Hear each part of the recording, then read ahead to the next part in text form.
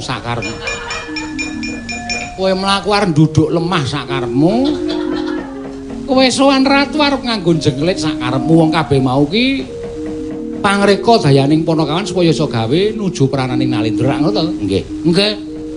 Ah, nek wis tekan kene kowe tak nehi gawean. Napa? Ning kula ora iso lho nek nyampur niku ora iso lho. Sing pinter nyampur niku perbandingane Bagong bangone 1/4 ngoten niku bisa. Terus gampinge sepira niku Bagong niku wis kulino. Nek kula ora iso yakin mbok sumpah tur awak kula ya nggih. Ratu Ngloji Tengara Prabu Belkedul kae dipateni. Waduh. Wis ngono. Lah kula kowe ya karo Gareng wong loro. Wis mangkat to. Iso mati saka kowe, ora iso matine Prabu Belkedul beh saka Ngloji Tengara. Pecah sirahmu. Pateni dhewe. Senjata Cakra. Bojone Rukmini.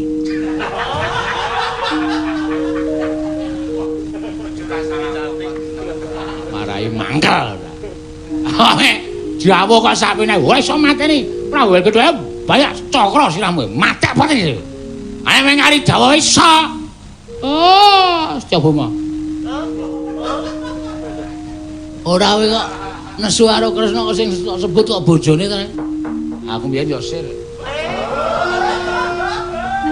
Tenane asline ya critane asline. Asline iki karo Rukmini mbiyen wis layang-layangan ya ratu. Asli, wedo omong ya. Tenan. Ada iki nyebut aku wis nganu darling kok.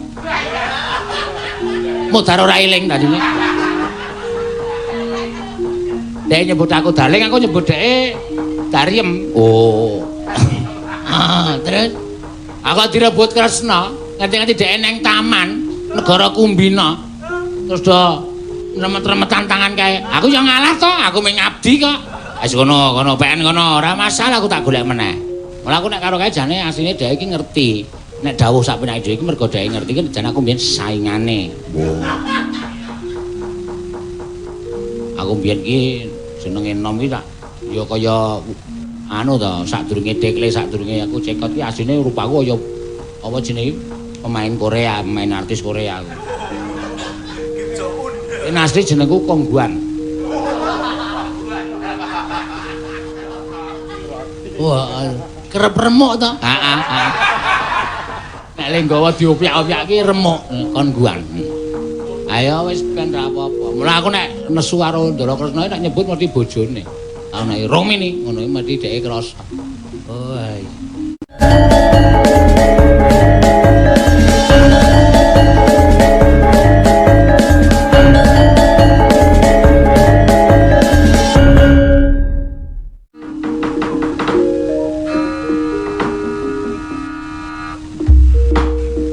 Ya jagat Dewa Bathara, ya jagat Pangestunggara. Patih. Sawise satata nggon mengadhep ana ing ngarsaning ingsun padha raja sak praptamu te, Patih Bayu Kenara. Tansah pinanganing kawidadan niring sambi kula sawanipun ing abdi kepatihan. Namung denelan sak sampunipun kepareng kula ngaturaken sembah. Sumangga ping pangabektinipun ingkang abdi ing kepatihan mugi kunjuk sandhapada paduka. Gusti kula ingkang sinuwun. Tatampa gawe gedhening atiku ora liwat pangestuku tampanana. Kula pundhinga jimat paripih dayanana ing kasantosan. Gusti semban kula Prabu Belkedul beh. Tumenggung Johnny Walker. Wonten dawuh sinuwun. Saploe kowe dadi abdiku, tumuli kowe tak ganti dadi tumenggung rumeksa praja. Monggo. Padha raja sak praptamu. Tansah pinanganing kawidadan niring sambi kula kepareng kula ngaturaken sembah. Sumangga wong pambekti kula kunjuk sinuwun. Tak tampa gawe gedhening atiku. Ora liwat pangestuku tampanana. Kula mung dinggo jimat paripih dayanana ing kasantosan. Prayoga nanggon mulungguh sampun boten kirang pamrayogi anggen kula ngabiyantu ngersa paduka Gusti kula ingkang suwung Prabu Belkedul. Ya pancen jenise kowe iki pancen awakmu lemu, monggo lambemu ciut. Nek omong ki maune cetha saya suwe saya ora cetha, ning ora apa-apa. Perkara kurangmu kuwi ora dadi sabab sing wigati dadi nayakaning Prabu Bilkedhuel kuwi syarate ming siji jujur lan tansah ngayomi marang kawulane. Mukatur sing. Mekaten mukatur sing. Kowe ngerti, negaraku kuwi negara sing lagi wae madeg. Negaraku kuwi negara sing lagi wae madeg. Tak upamake negaraku kuwi ming sak iyuping payung, ora jembar. Kana negaraku ya mung sak murmate. Ning merga saka sengkut gumreguting para kawula lan nayaka nggone manunggal tetunggalan, wekasan negaraku saiki dadi tembang pocapaning para nalindra-nalindra sak jagat. Ana sing ngandhake negaraku kuwi subur, ana sing ngandhake negaraku kuwi ayem, ana sing ngandhake negaraku kuwi gemah ripah loh jinawi. Lan tanpa kanyana-nyana akeh para kawula-kawula saka negara liyan sing padha pindah marang negara Ngloji Tengara ngeyup marang panguwasaning Prabu Bilkedhuel Beh. Malestunipun badhe kula suwunaken mriksa. Sinuwun. Lajeng caranipun kados pundi? Dene paduka sampun saged ngesuwi negari menika kanthi mekaten kawontenanipun. Jane ora angel tur ora gampang. Merga nek ya sipate manungsa ki dhewe-dhewe, kadang kala ana sing duwe sifat utawa watake manungsa kuwi kesipatan lagi entuk pewenang sithik wae dienggo sewenang-wenang, lagi entuk derajat sithik wae dienggo ngidak sing eneng isore. Lah kaya ngono kuwi ora bakal suwe, ora bakal ana. Monggo falsafah sing tak nggo kuwi.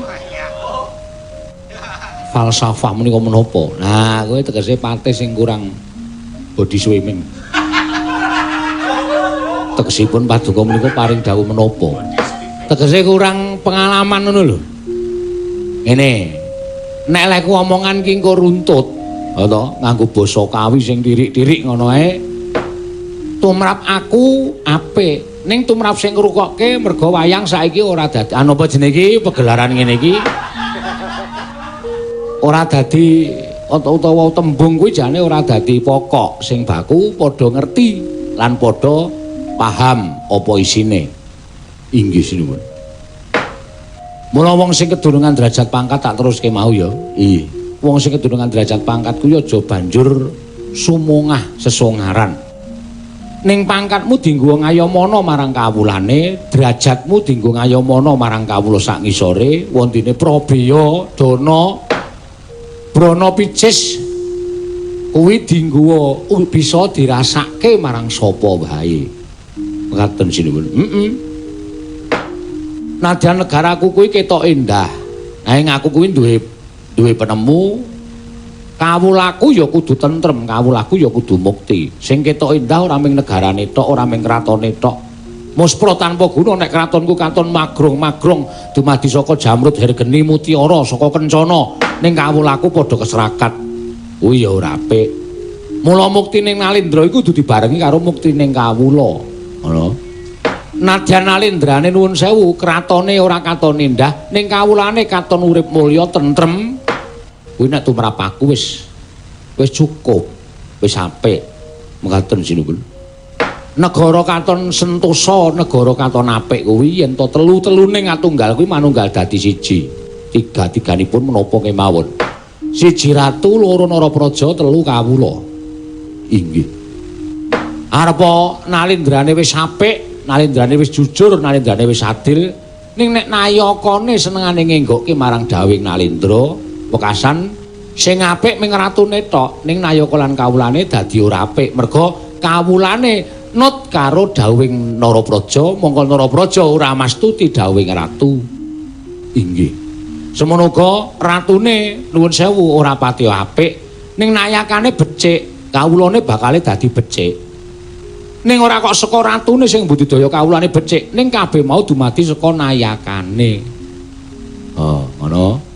Sing katelune ratune wis apik, nayakane apik, kawulane angel didandani. Lah kuwi ya perkasa. Inggih. Mula saben-saben ana kawula sing mlebu ning negara Ngloji Tengara iki pancen kudu diteliti sing kanthi tenanan. Sing penting kuwi kudu nggawa surat kelakuan baik.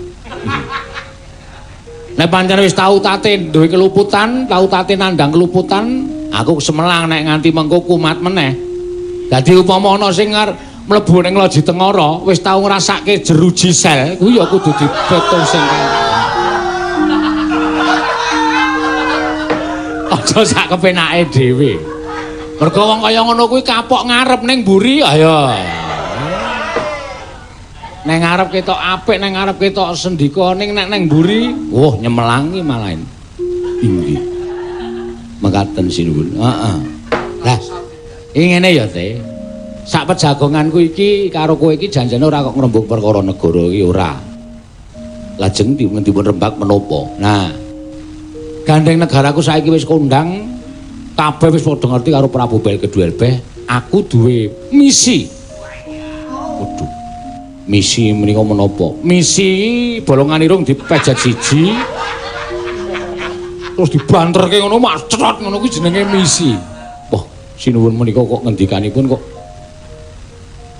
kados mekaten lho. Misi iki duwe gegayuhan, tegese duwe cita-cita.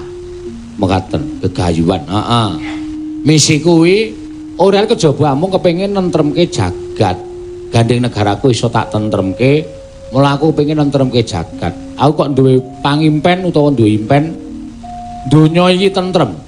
Antara negara siji lan sijine ora padha bentak sirah, ora padha sikut-sikutan, ora padha regejegan. Sing tak jaluk mung padha urip bebarengan ana ning jagat iki direksa bebarengan. Mergo kowe karo aku ming sak derma nglakoni urip ning jagat. Kowe ora yasa, kowe ora gawe, kowe ora tuku. Donya iki sing paring sing gawe urip. Lah, donya iki dienggo urip dening para titah mau direksa, dijaga, aja nganti dienggo ajang regejegan. Luwih-luwih kok regejegan perkara bedaning kapercayan. Lah iki saya medeni banget. Inggih. Mula dina iki aku pengen gawe tentreming jagat. Nuwun sewu. Menapa mboten nuwun sewu simpun kinggilen anggen paduka nggadahi gegayuhan. Kose wong kuwi diwarangke duwe gegayuhan sak dhuwur-dhuwure. Ngono. Perkara kelakon lan ora iku gumantung karo pambudidaning sing duwe gegayuhan. Monggo aku duwe gegayuhan nentremke jagat. Lah ora terus jagat iki tak gawe tentrem ming sedhela kanthi wektu sedhela terus dadi tentrem ora, ning mbaka sithik. Aku dadi ratu kana negaraku kaya ngene iki ya mbaka sithik. Aku gawe tentreming jagat iki ya mbaka sithik. Carane tak pilih. Tak pilih sapa ratu-ratu sing paring wis bijaksana, ratu sing wis apik, ratu sing wis becik, ratu sing wis bener, kuwi ora tak ugreh-ugreh negarane. Nek ratu kira-kira sing pancen watake angkara budine Candala, lha kuwi dadi kewajibanku ngelingke ewadene dielingke ora iso. Ya wis mesti kudu kanthi caraku ling-elingke ratu mau. Mula kang saka kuwi iki bakal ana gawe gedhe te. Kowe aja nduk kendhone kan mudantan malah kepara kenceng ana. Dina samengko ana negara sing tak inceng dadi tuk sumbering perkara gegeraning jagat iki. Pundi sinuwun? Negari menika menawi kepareng paduka utusan kan kula. Kula ing badhe ngemutaken dhateng Nalindra menika kala wau. Ora kejaba mung negara Ngastina. Sing dadi ratu Prabu Duryudana pangareping para Sata Kurawa wis kondang ratu julik, ratu jahat, angkara murka. Nek kena dielekke, nek ora kena, nek perlu negarane dibedah. Kuwi pengajapku te.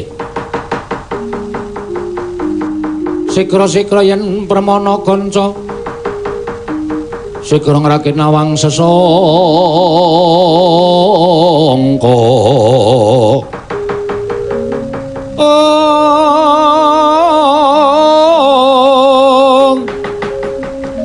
Nalindra Mbekmarwa sing sang katriku mulung katriku mulung mangrempak ing wadya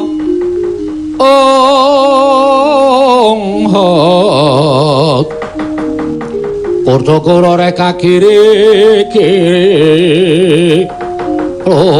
nanggono magawe gelari rawang-wang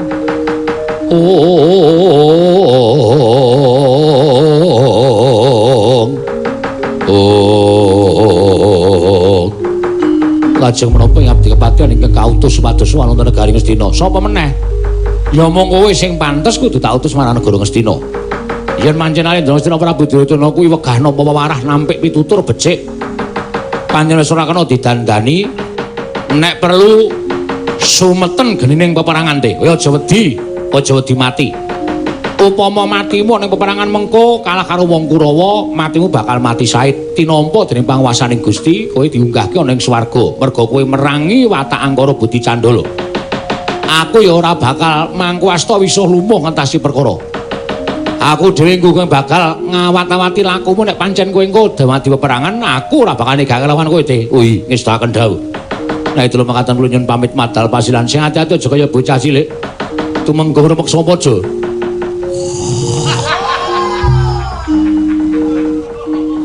Tumenggung remeksa praja. Aku ora wis muni to.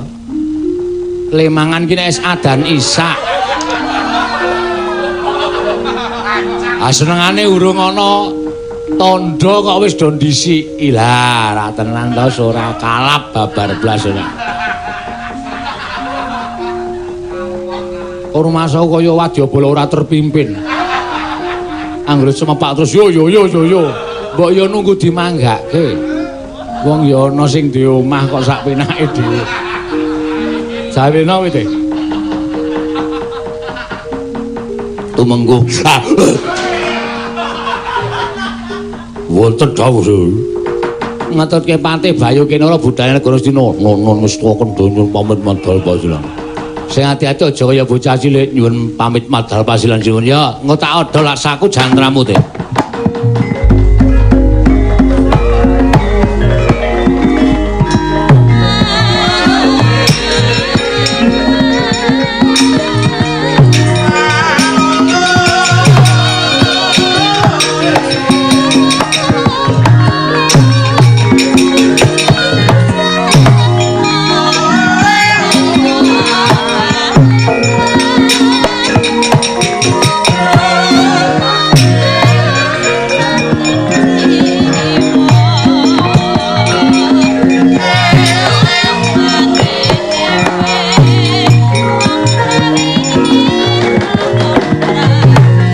Dewa Bathara wae lah. Ayem pikirku.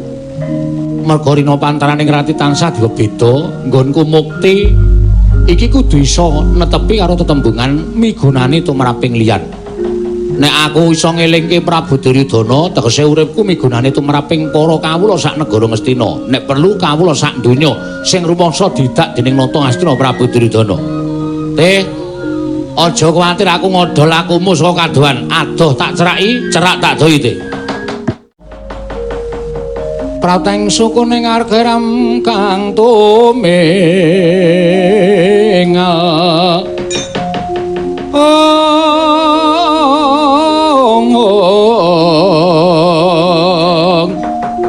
Eram kang tumingan dendeng saengga praja.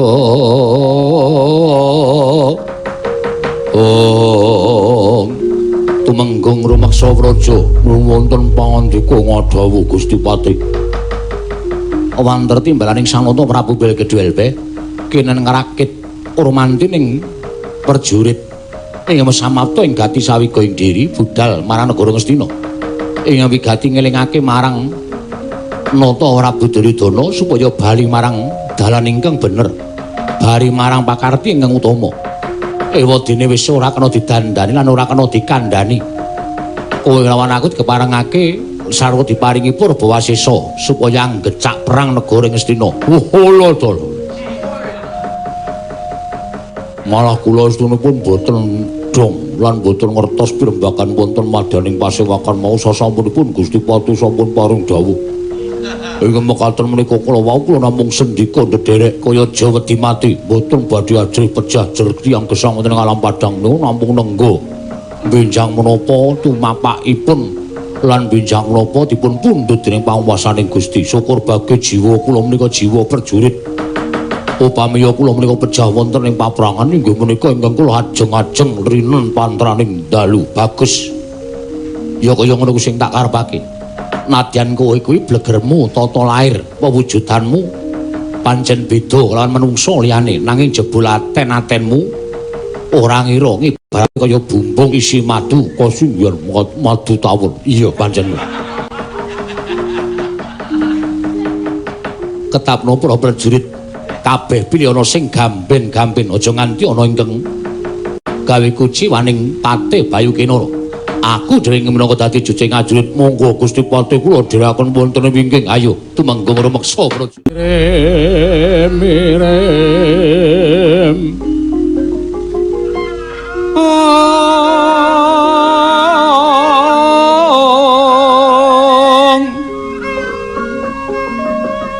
kembang popong terate bang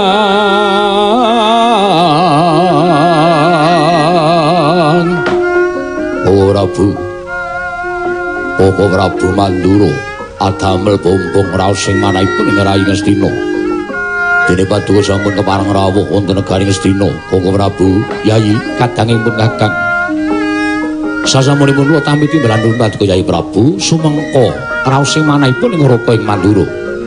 Daya-daya kula sowan wonten negari Ngastina mastuti timbalan paduka Yayi wonten menapa?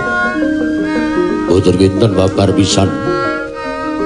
Bilih sampun wonten 3 ngari kelenggan sak menika kula nyumpena Koko Prabu. Lho, nyumpena li kasinggihan mekaten. Ingkang kababar kawursita madaning pasumpenan boten sanes kejawi namung negari Ngastina menika kados keblabak banjir ludira ingkang ngendhangaken dampar kencana. Koko Prabu ordining pasumpenan menika menapa? Lho, kula mamunten. Menawi sak ngertos kula negari Ngastina menika sampun kadunungan wujuding inggih menika pujangga ingkang sakalangkung limpating kawruh mumpuni ing sanes kala. Boten sanes kejawi namung Bapa Penemban Durna. Ing atasipun namung njlentrehaken babakan pasumenan kemawon teka paduka Yayi Prabu dadak ndangu dhateng Raka ing Mandura. Mbok inggih kepareng nimbali dhateng Paman Penemban Durna ing Sokalima menika mbok menawi langkung pana. Rayi ngaten Paman. Nggih, kasinggihan mekaten. Kula nuwun sewu. Wonten pendhita ingkang monyor-monyor lenggah wonten negari Ngastina mongko saben wulanipun dipun paringi prabeya saking negari Ngastina. Kok perkara impen kemawon kok panjenengan dadak ngrawuhaken anak Prabu Mandura. Mbok inggih pandhita ing lenggah wonten negari Ngastina menika dipun dangu supados makarya, mboten kok namung tengak-tenguk. Menika tumrap kula kok nuwun sewu, mboten jumbuh, mboten sak traju kalian dedana ingkang sampun paduka paringaken. Bodana wonten dawuh.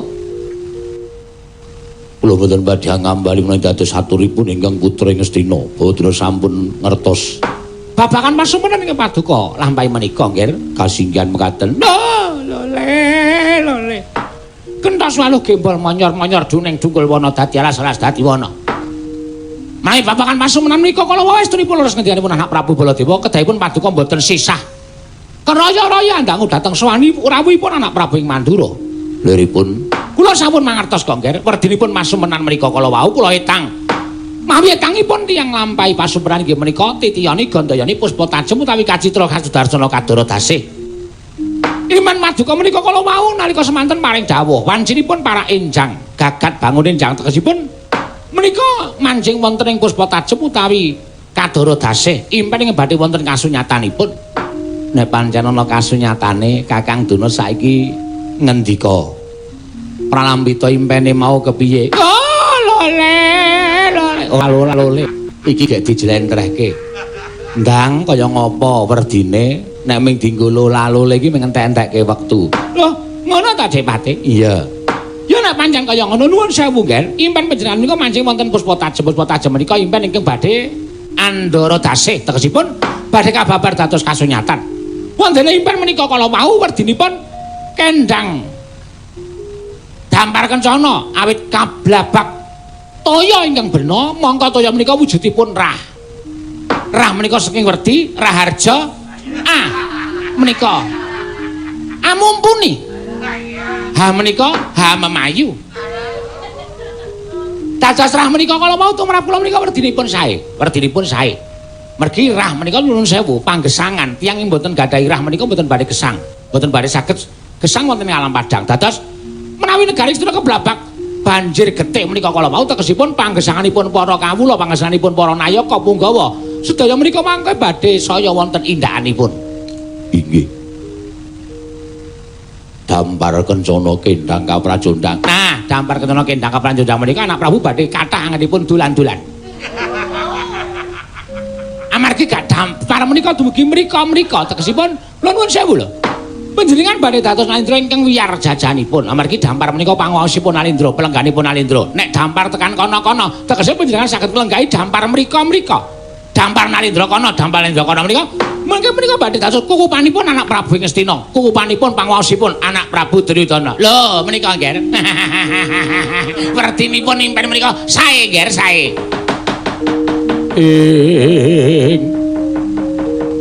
Rekat lampahing rata tan Pantara Prapteng sukuning argaram kang tumingal. Katrenjo swaning Sang Bayu Kena Rakaya jingak kang samya mulat.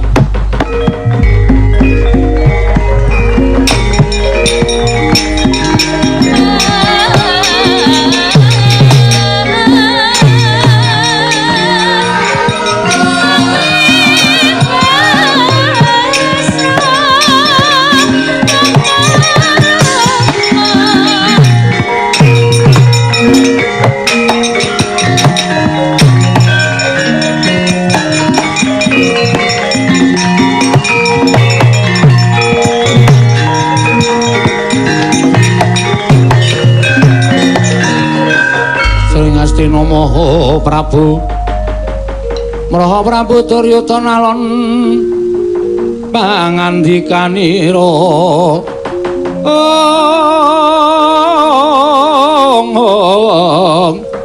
Duhari ningsun Werkudara den kapareng kene jagat Dewa Bathara Prabu wonten dawuh wonten satunggiling nayaka ingkang wantun minggah monggo tanpa tinimbalan. Yai. Tumunten katimbalan menawi gatosipun ayaka menika sowan monggo tanpa tinimbalan. Menawi sekintenipun sedyanipun menika sae, Yai Prabu kedah nglenggahi bawa leksana nanging menawi namung bebucek banyu bening. Sampun ngantos tumut-tumut ing raka mandura ing sagah ngunduraken dhateng nayaka ngatemben sowan menika. Ora bulenggah prayogi ngestaken dawuh. Kisana Senembara kuwi sapa dene mungganing datel negara Ngastina mara gaging aku. Nun amit pasang kali mantabi tinebine iki lho dene dimawahing tawang-tawang. Menawi paduka dangu dhateng jasad kula menika wingking saking negaring Ngloji Tengara adminipun Prabu Bel Kedhuelbe. Pangkat patih nami kula pun Patih Bayu Kinara, Patih Bayu Kinara. Kasinggihan mekaten. Wigatine apa dene sira sowan mongko tanpa tinimbalan sinuwun wanter pengendikanipun sinuwun Prabu Bel Kedhuelbe anggenipun mutus dhateng abdi sowan dhateng ngersanipun paduka Gusti kula ingkang sinuwun ing Ngastina sepisan ngaturaken sembah bektinipun Gusti kula mugi kunjuk angga kalih gandeng jagat menika sampun mangertosi lan jagat menika sampun kebrebeken dhateng ngumandhangipun Nalindra Ngastina inggih Prabu Duryudana nuwun pamunten. Tuh Nalindra ingkang watak angkara budi candala mila kersanipun Gusti kula ingkang sinuwun Prabu Bel Kedhuelbe samangke Gusti kula Prabu Duryudana keparenga anyingkiraken pambegan ingkang awon tuwin watak ingkang tansah nalisir saking angger-anggering kautaman. Monggo mumpung tasih jembar kalangane mumpung tasih padhang rembulanipun Ratu Gusti kula Prabu Bel Kedhuelbe ingkang sagah anuntun anggen paduka badhe kundur wonten margi ingkang leres sampun ngantos mangke dados kamurkanipun Gusti kula Prabu Bel Kedhuelbe menawi ngantos dados kamurkanipun Prabu Bel Kedhuelbe nadyan sesembahan kula menika saking negari ingkang namung sakyuping payung nanging boten badhe wang-wang menawi bedah negari Ngastina. Iblis lanat karepe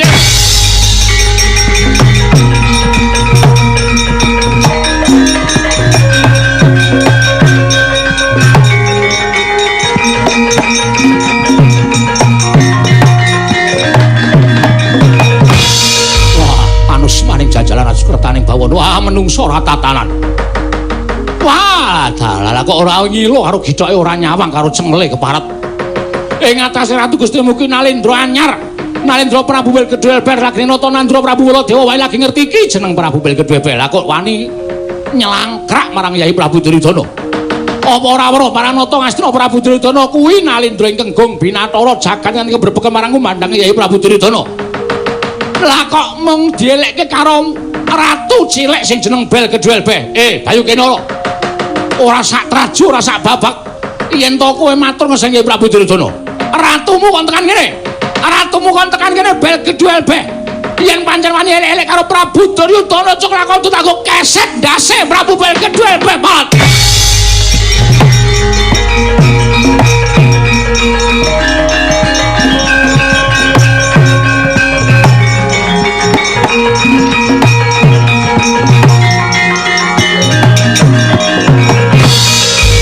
Muga karepe dhewe.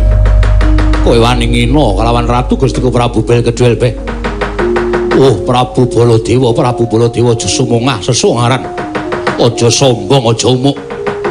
Najan kowe Nalindra tiyang agung jagat kanthi kebrepeken marang kumandhange Prabu Baladewa.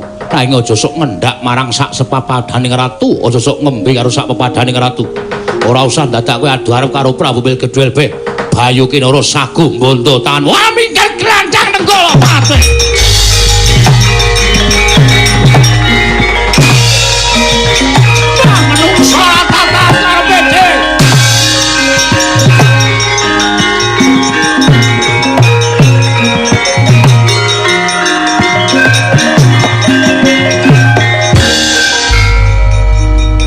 Jebul sing jeneng Getih niku arep kondang. Hus. Mbok ora sok omong kaya ngoten niku Dipati. Sing jeneng Pambatange wong niku iso bener iso kleru ngoten. Niki jane sing dadi sumbering perkara menika anak Prabu Baladewa. Lah kok ngendika kok sapenake dhewe. Ana sirahku arep dadekke keset, nggih ta? Napa wangun? Ayo mesti nesu wong sing jeneng keset niku mung saka napa niku? Kelapa dituthuk niku napa jenenge? Merambut. Nah. Niku mbut niku. Nggih. Pendhita elek tenan. Lah ora ngerti jenenge kok. Pripun, Jen? Kula ngetapaken para Sada Kurawa Koko Prabu dipun ampi ngantos sampun ngantos kawon kaliyan Bayu Kinara. Iki wis tekan jauh.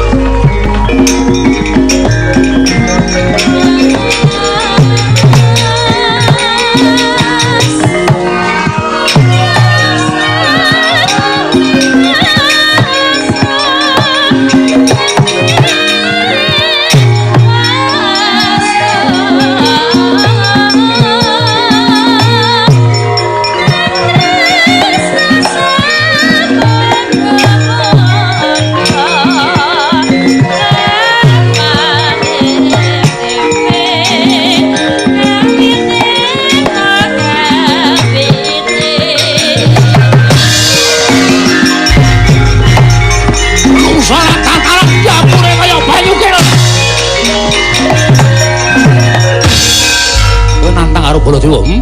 Kowe nantang karo aku. Wis jelas nyawang gelaring jagat semeng rembulan. Pengen tinjuk ngakhirat nyawamu kowe wani karo Baladewa. Nuwun sewu Sinul. Yen to jatine aku ora bakal wani karo sampeyan ning gandeng sampeyan nuwun sewu Nalindra ingkang semungah sesungaran. Apa mbok anggap wong sak donya ku sing menangan dhewe ming Baladewa. Wong sak ngisore Baladewa kabeh kudu kalah karo sampeyan nuwun sewu. Arepa yen ditimbang babakan kasekten aku kalah karo sampeyan. Ning gandeng aku ngadeg ana ing bebener. Nadyan tekan ndeking pengamun-amun ora bakal aku encat yen perlu remuk sawurna putung bandemna tak ikhlaske nyawamu piye tak ikhlaske nyawaku wah iblis salat ora minggat lakon tinju ngakhirat nyawamu kuwi menungso ora tatanan nantang karo Baladewa.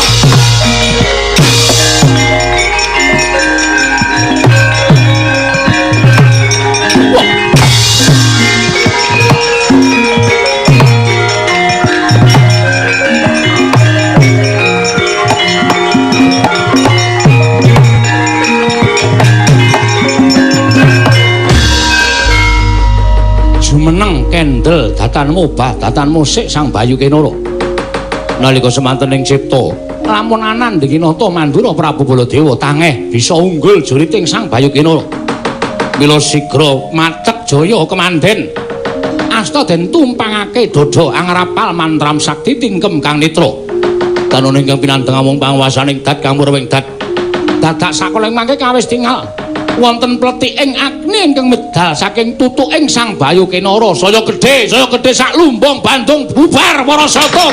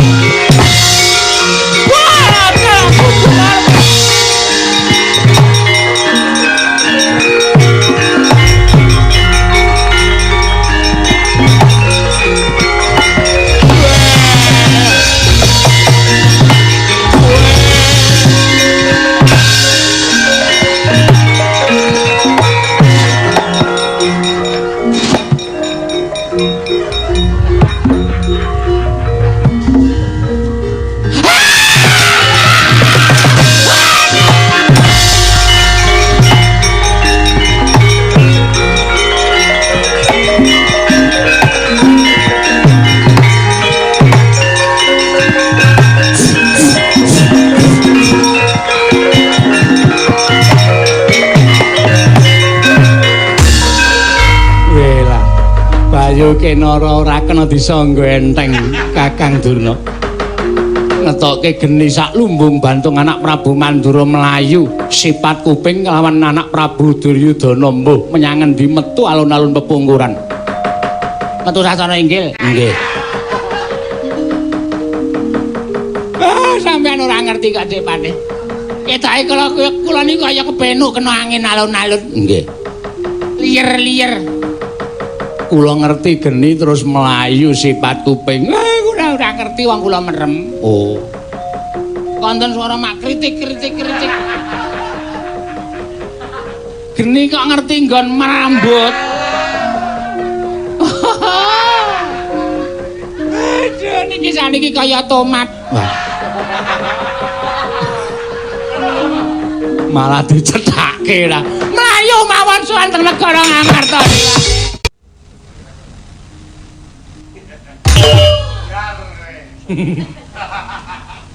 Waduh pas madhep rono aku tuh.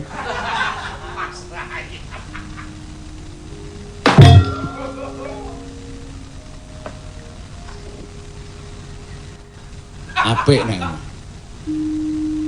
ngono. Ngerti tak dol gamelanku. Nek ming do dienggo gedung biyengan. Iki adiluhung. Ora dienggo liwung dengkele atos. Napa wong urip ning alam nonolin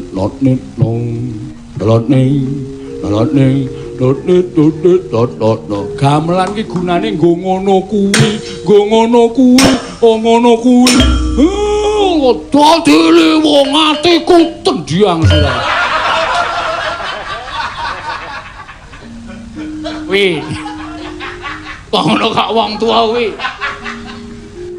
ameng mrake nendang nganti salto waduh pamer lembian bekas apa tukang pukul ketoprak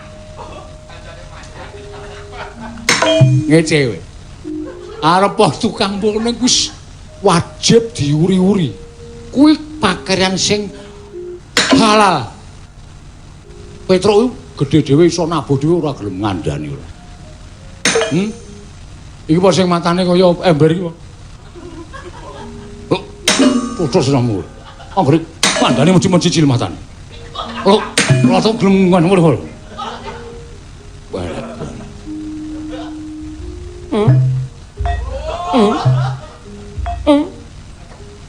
wah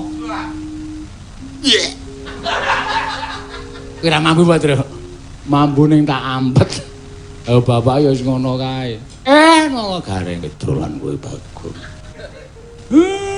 ya suwaning negara Ngamarta dole ndak sladinteni ndara ndaramu nggih Pak ngestokke dawuh aku ki nganti kami tenggengen le ngenteni kowe wit ngarep tekan mburi tak rungokke kok blas ora metu kutut manggung uler kambang apa sinom parijala kok ming Anggris muni kembus asmara senenge Raja Mas. Yo. Boyo sing budaya. Nggih. Nggih. Mengke tak sowan. Oh, semir sepatu. Padake kiwi ya. Nyepelek iki. Ya Reng ya. Ayo iki maming dienggo ngulur wektu kok, Tru. Ayo. Ayo idene ra ya dhewe-dhewe. Tambah sak jam ra ya. Lumayan lothong-lothong iso ngentekke 10 menit dienggo Semar nutuki.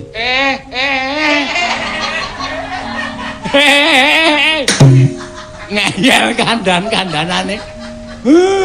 Malah do rapat, malah do rembugan, malah do dum-duman warisan. Setan. Ayo, iya Pak, iya. Bapak ini nesu ya ngono kae ya Rek. Ayo.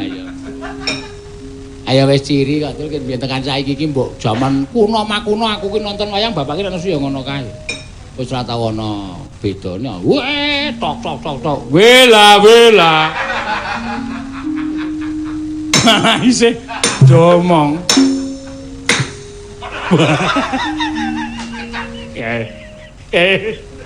Lucu lho Rek. Lucune kono apa ora weruh. Nuthuk kowe, nuthuk aku, nuthuk Bagong. Terus sirahe dituthuk dhewe. Semarang nek dibales Bagong. Sirahe dituthuk. Jan. Iki kena do dikandhani ora? Nengenges. Ora. Bapak ki yo aneh kok. Aneh apa? Aneh ki sing ana ning TV aneh tapi nyata.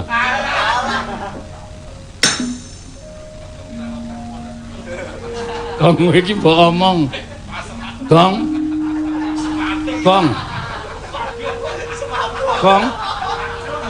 Reng. Bagong semaput. Ambok men kalau bapak buka gudeg kae truk. Wah, nek nganti ak dhewe ketinggal, semaput ben semaput. Nek nganti keri ra entuk pupu lho, Truk. Gudeg wah tonjo areke mili-mili.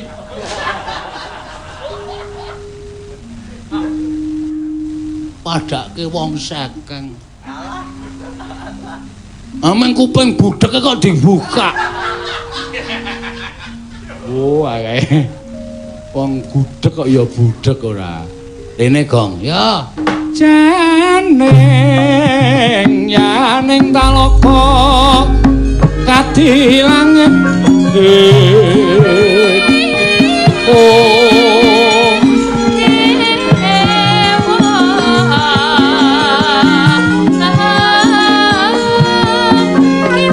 Lambang tandep paswan pamaneka lintang tulya kusumayana sumawur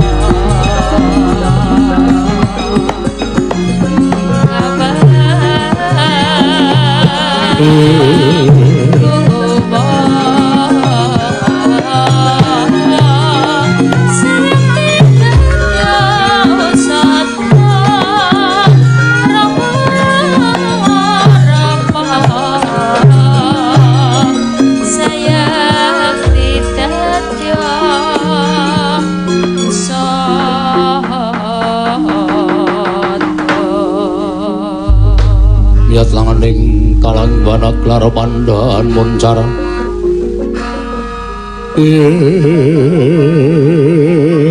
non lir kekonang sureng sorotetan padang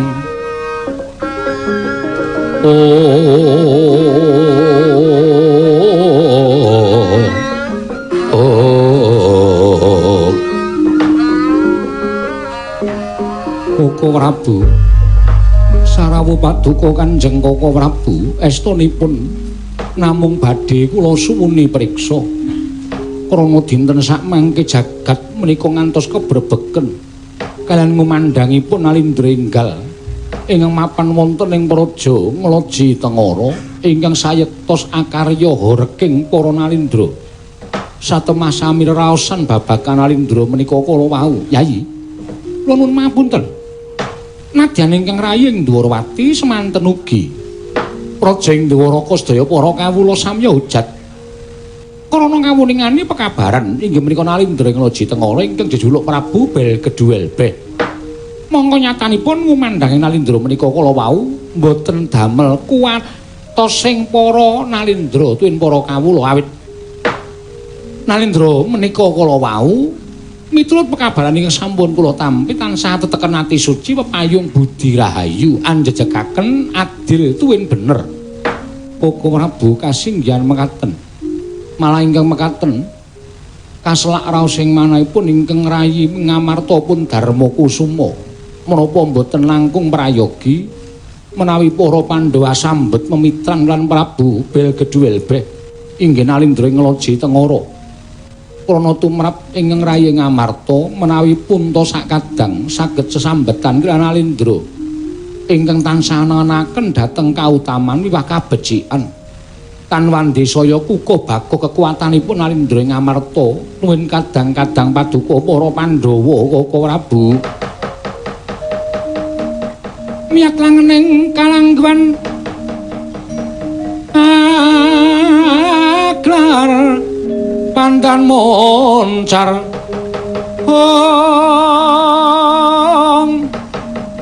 tinon lir kekonang surem sorotetan padang kasor lan pajaring punaming kekono dasare mangsa katiga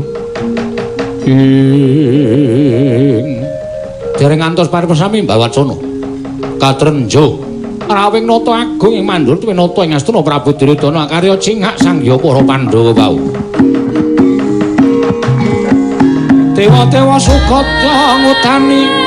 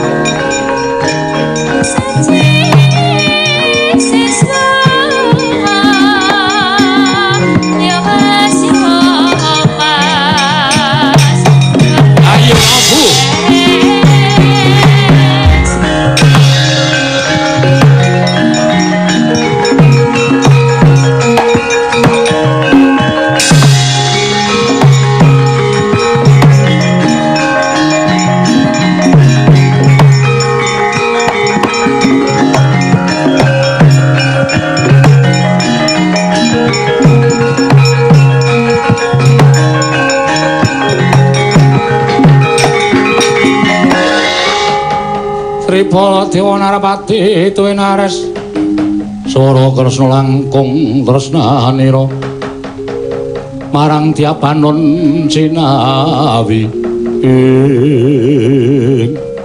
Koko Prabu sumengko tindak paduka Kanjeng Koko Prabu ing Mandura miwah Koko Prabu ing Astina wonten menapa dene rawuh wonten negari Ngamarta Koko Prabu walah dalah Yai sewu sekalepatanipun ingkang Raka Tadawadana sowan kula nganti dhateng Hyang Prabu Duryudana menika sayektos namung badhe nyuwun senjata pitulung tumbak kenceng dhateng kadang-kadang kula para Pandhawa Yai Prabu mugi kepareng mbantu dhateng putripotipun ing Raka ing Ngastina pun Duryudana. Mengko suraos kados pundi dene paduka paring dawuh mekaten Yai. Menawi Pandhawa mboten sak biyantu kalian kula lan Yai Prabu Ngastina tan wande negari Ngastina mangke bedah. Negari Ngastina bedah dipun kukup dening Nalindra enggal ingkang nami Prabu Belgedwelbeh saking negari Ngloji Tengara. Nyata Nalindra ingkang sekti kalintang jayaning perang. Dereng ngantos kula abenajeng kaliyan Prabu Belgedwelbeh nadyan nedaya abenajeng kaliyan patihipun kemawon sampun ngedalaken pengabaran ingkang mawarni-warni satemah kula lan Yai Prabu Duryudana kepelajar wonten negaring Ngamarta mriki lan bubar sanggah para sata kula nungsang puyang numbuk bentus lampahipun.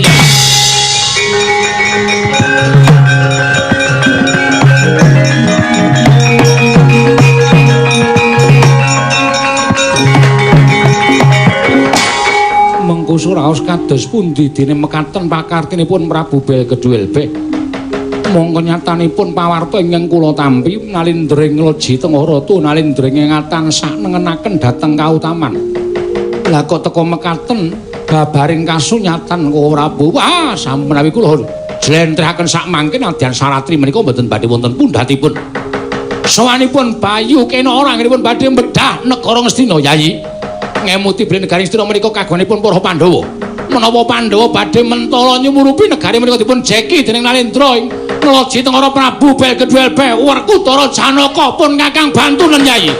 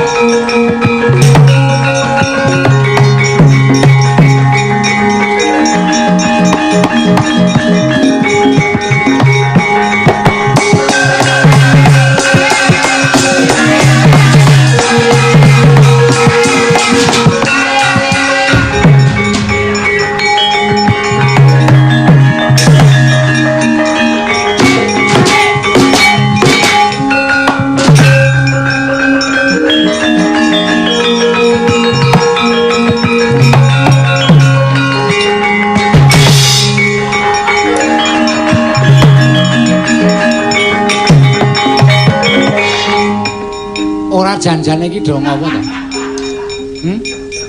Kakang Semar kowe iki apa kurang apa piye? Lemu nyemar iki rak wis suwe to. Gojek seprono wis mangabat-abat kok ora tok kurangi malah saya ndodro. Kowe iki wis tuwa lho. Ya kudune kowe iki iso ngomong karo anak-anakmu ngandani karo anak-anakmu. Garing barang ki ngopo? Petruk barang ki ngopo? Bagong kuwi malah saya. Kowe iki wis gerang jengklit-jengklit. Nek katokan mono wong ora lho anggere jengklit sarunge semilak karo tak tutuk-tutuk wah gowo telo rantek-entek sanes dudu sanes seneng sampean niku ngarani ora kok nggih enten apa? Kok ngawe kalian ning abdipun Semar. Kakang Semar, pripun? kowe ngerti kondanging Nalindra ngloji tengara Prabu Belgedwelbeh. Sinten iki? Nalindra ing kondange watak Sadu Budi. Sadu. Cari ki enten jenenge Sadu. Tegese Nalindra ingkang watake becik. Nanging lah kok dina samengko beda karo pawartane. Lah beda pripun? Dina mengko Prabu Belgedwelbeh kuwi wani mbedah negara Ngastina. Weh, ayo.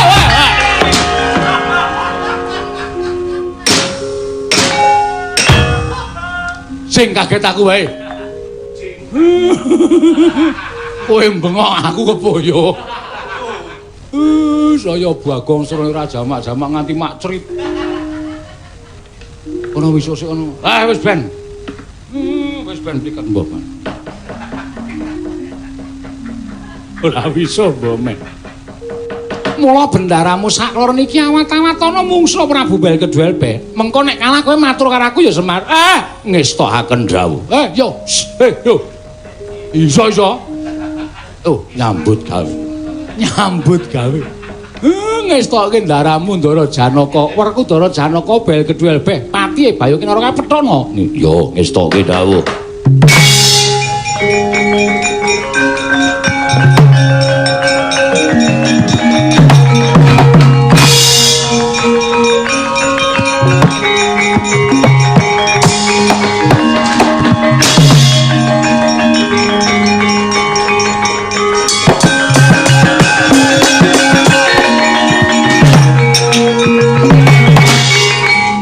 Ora aku sik.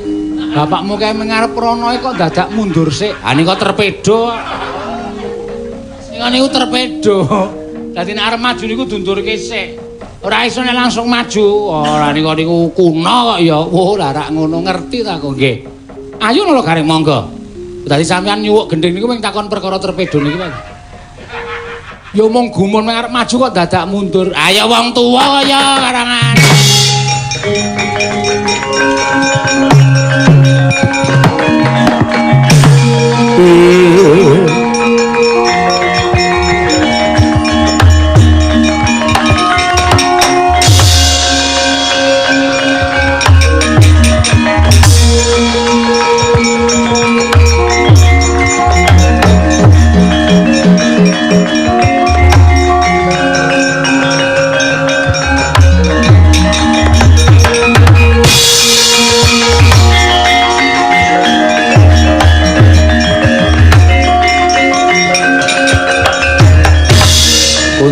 Kancing langit kelap-lapaton lerkin saking risang mawe gandrung satriya bagus apa ana wujuding pawongan maju ning Mabaratan srayaning wong Astina srayaning Koko Prabu Duryudana kowe sapa takon karo aku Bayu Kinara Patih ngloji tengara nggih Prabu Duryudana rangkete tangane tak kerincunge sing leboke pakunjaran ratu sing wis wegah nama mawarah nampik pitutur becik wajib dilebokke pakunjaran dikapokake uripe Duryudana pasti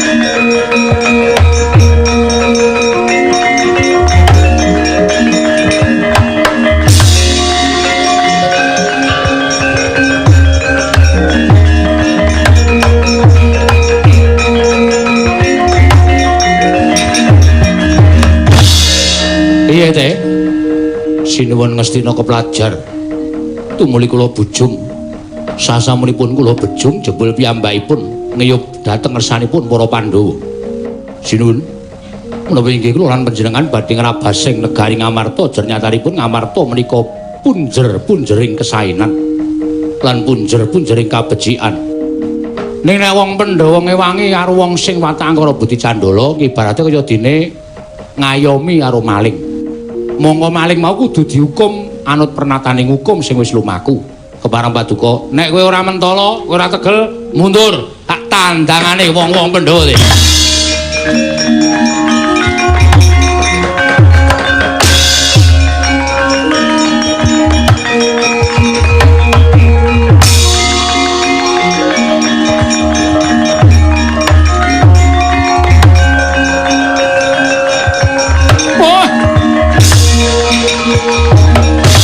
kanggo sesumbar lindo pumenjing kumaludha kundur ketup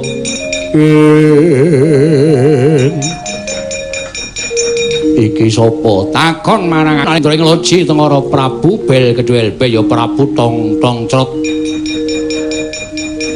sapa Raden Janaka ngerti karo aku sing ora ngerti aku apa ratu sugih pinter mblegedu ora kurang apa-apa ayo Prabu Duryudana tak jaluk kelakon boyong koko Prabu iso nyempal bau kiwa tenganing Janaka wah sempal ganing atiku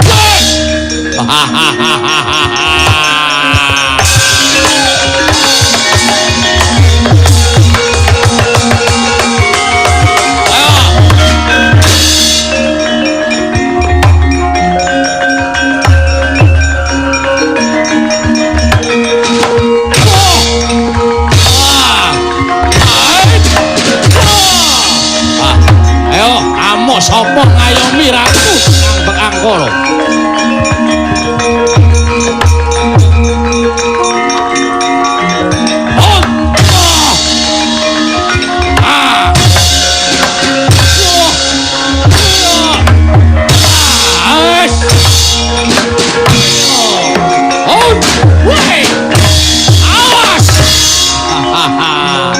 ayo Prabu Tong-tong-sot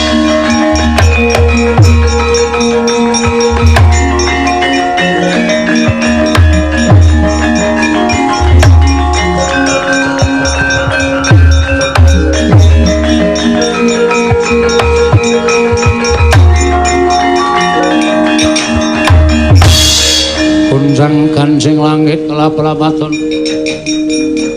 lerking sanging risang mawe gandrung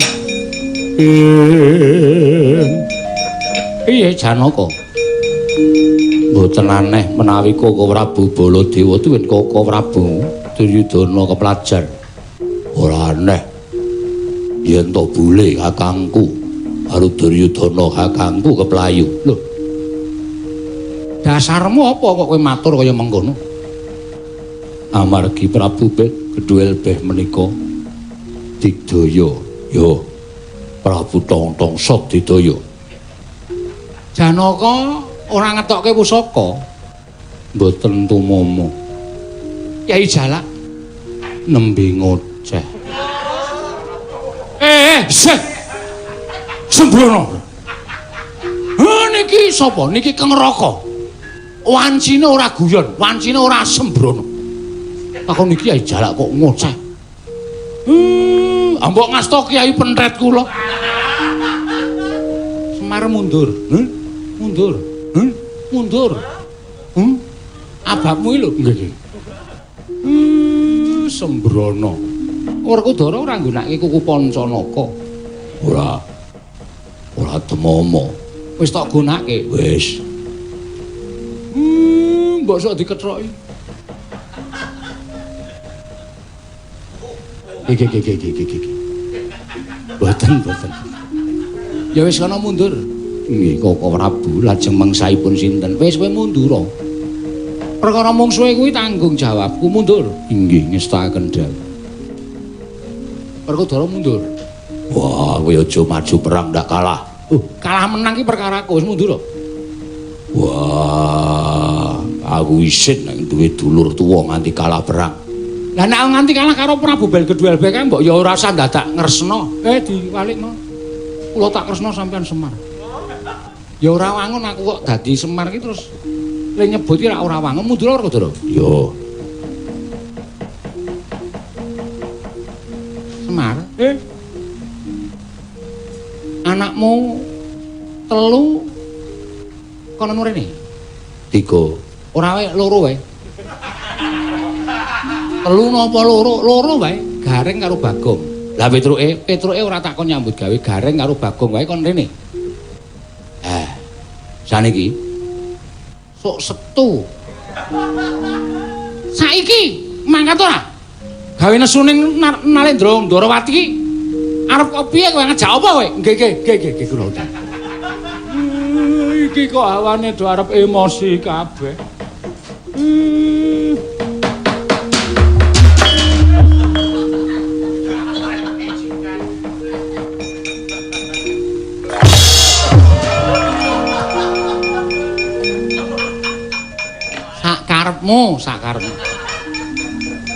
kowe mlaku arep nduduk lemah sak karepmu. Kowe sowan ratu arep nganggo jengklit sak karepmu. Wong kabeh mau ki pangreka dayaning Panakawan supaya iso gawe nuju prananing Nalindra ngono to? Nggih. Nggih. Ah, nek wis tekan kene kowe tak nehi gawean. Napa? Ning kula ora iso lho nek nyampur niku ora iso lho. Sing pinter nyampur niku perbandingane Bagong bangone 1/4 ngoten niku bisa. Terus gampinge sepira niku Bagong niku wis kulina. Nek kula ora iso yakin mbok sumpah tur awak kula ya ringkih. Ora perkara kuwi. Kowe lek karo Pandhawa tresna iki lahir batin apa ora? Lho lahir batin wis tekan seperti iki kula ngetutke. Ora duwe pangarep apa-apa ming sadurunge nglakoni minangka darmaning wajib. Nek pancen tresna saiki kowe tak kongkon, nggih. Ratu Ngloji Tengara Prabu Balkedul kae dipateni. Waduh. Wis kono. Lah kula kowe ya karo Gareng wong loro. Wis mangkat to. Iso mati saka kowe, ora iso matine Prabu Balkedul beh saka Ngloji Tengara. Pecah sirahmu. Pateni dhewe. Senjata cakra.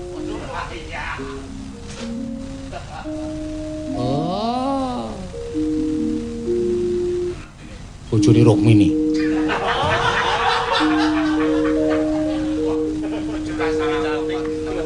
Marai mangkel. Jawa kok sapine wis iso mateni. Prabu Balkedul banyak cakra sirahmu. Matek pati. Ayo mengari Jawa iso. Oh, coba mah. Ora kowe kok nesu karo Kresna sing sebut kok bojone to. Aku mbiyen yo sir. Tenane asline ya critani asline.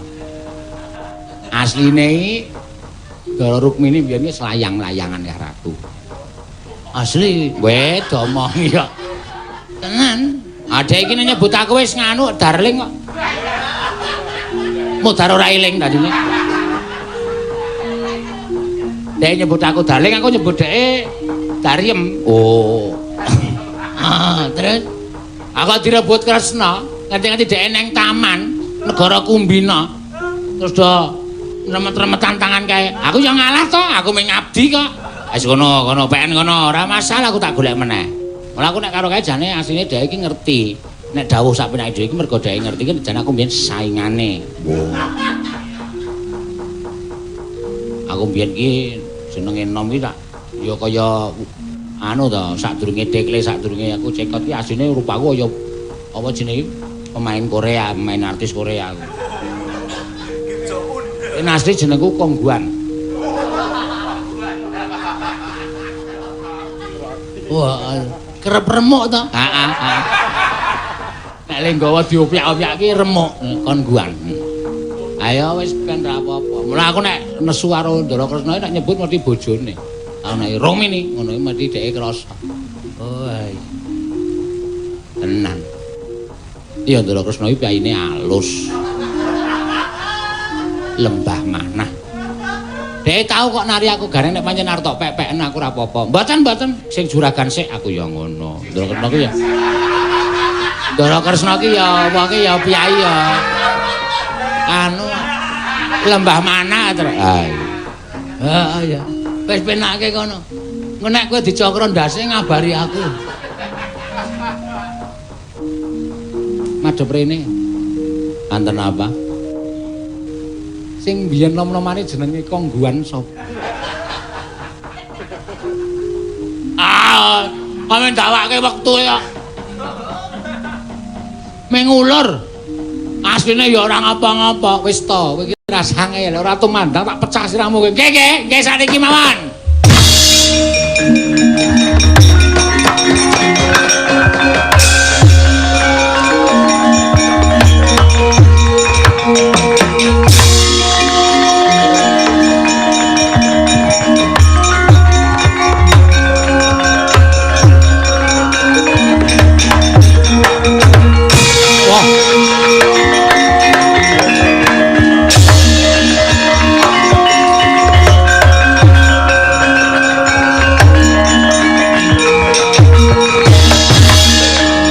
Sapa iki?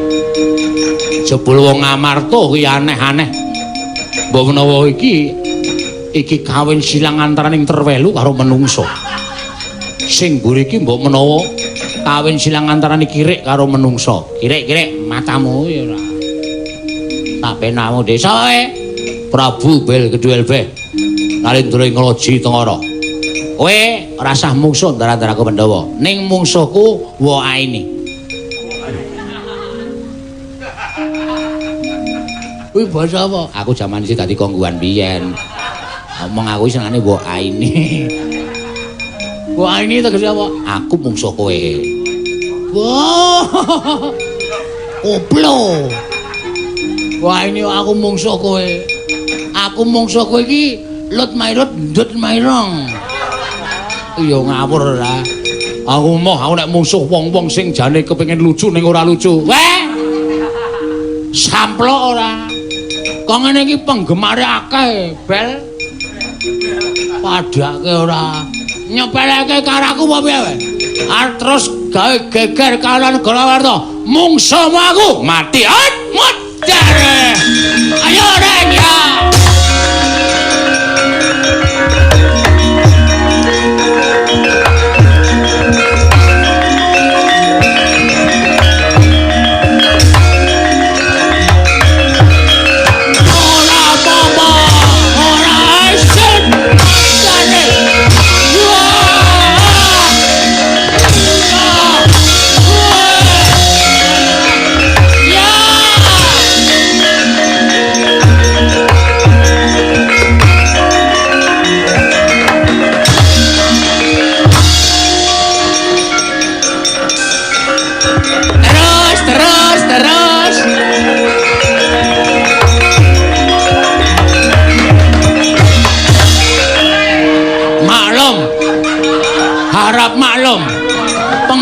Diambil saka Karang Taruna.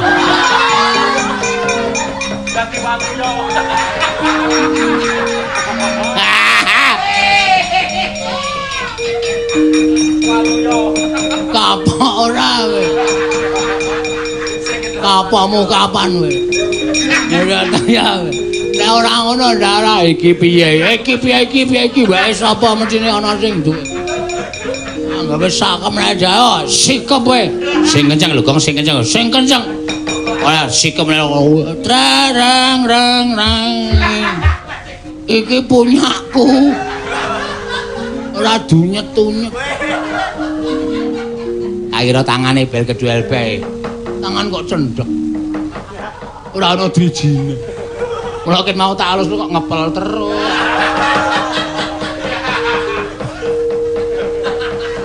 Ayo. Akhirnya. Waduh mati aku. Mati apa? Kudu tetep tekaning pati babar daning wujud ora petruk kantong bolong. Wes.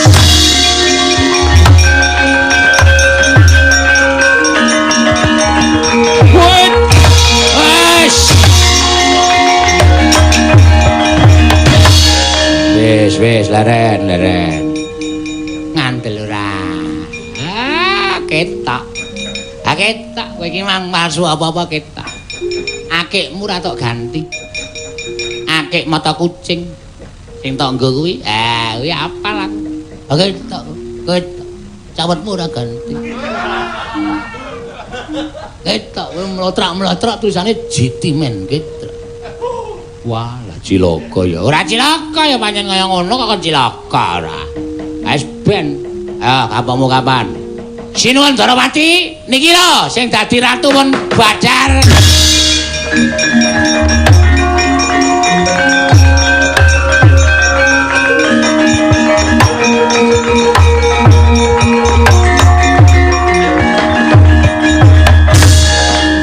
Petruk kowe kok kuat dadi ratu?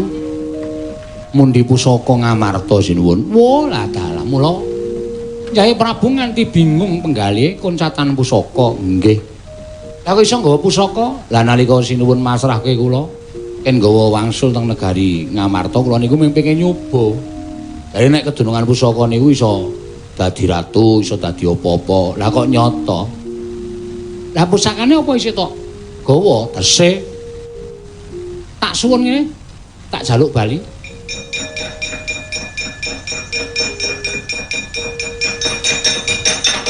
Reng. Ayo. Aku ming jukuke kok. Oh, mesti arep dadi ratu. Dadi ratu kuwi kena lakone suwana dhewe. Petruk tangane bar nyekel pusaka isih antep Pusaka kok nggo rebutan kaya nuk.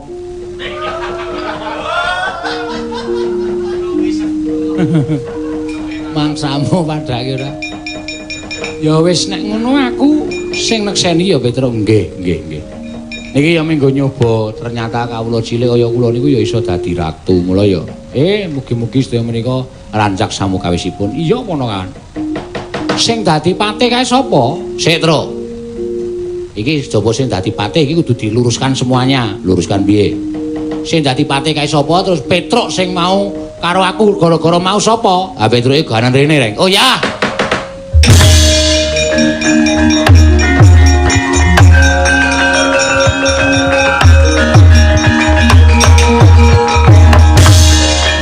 Salin. Kowe gaweanku. Ora salin totok sirahmu.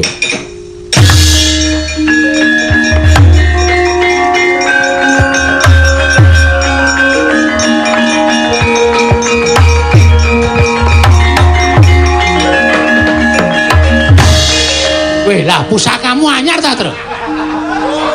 Kowe kok nyolong horene blendis. Mohon perhatian. Kepada masyarakat jangan keluar dari rumah. Pakai masker, cuci pakai sabun, lalu di rumah saja. Jangan belanja, jangan liwet dan sebagainya. Tetap di rumah sampai mati garing. Ora sembrono iki. Yo aduh. Oh, petel kok gedene semono ora. Kae patihku tak kone ganti. Sapa patihmu? Tak kone rene.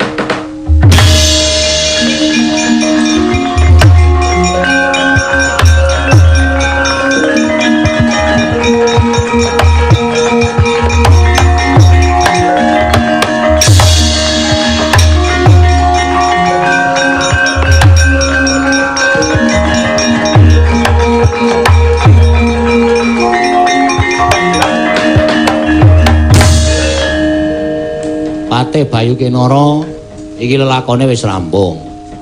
Bali kaya wingi uni, waduh mekaten. Iki Lurah. Heeh, aku ya wis badar kok ya Bali. Ih, ngestaken dawuh.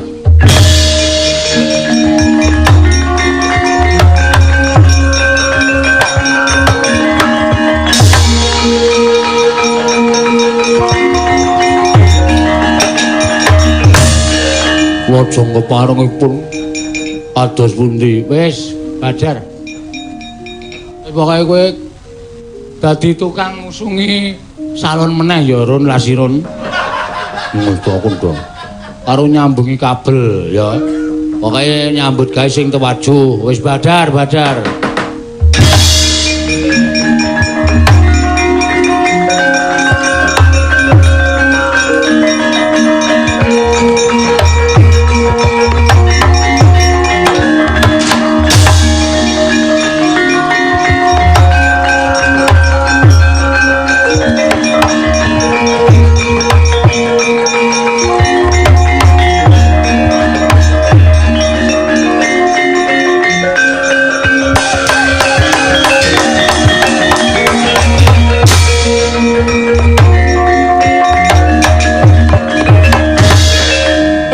Gandeng kabeh wis paripurna dole. Ayo mlumpuk ning negara Ngamarta. Lakon sing kababar mbok lakoni iki mau sayektine mung minangka pepeling sarta pepenget. Sing jeneng kawula cilik ku ya bisa duwe gegayuhan sing persasat sundul langit. Merga wong pinter, merga wong sing limpat, merga wong sing wegik kuwi isih kalah karo wong bejo. Arep saka kawula ning nek kedunungan bejo, wah kuwi iso tekan sing dadi sediane Petruk.